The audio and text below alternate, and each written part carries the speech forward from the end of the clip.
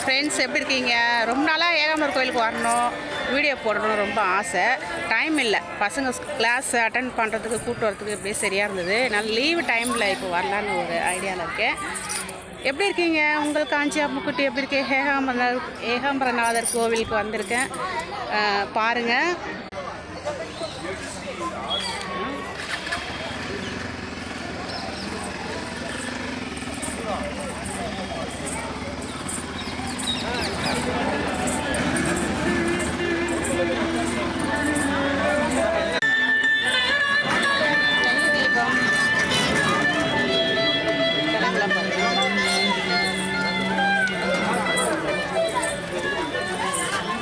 ஹெல்மெட்டோடு வந்திருக்கேன்.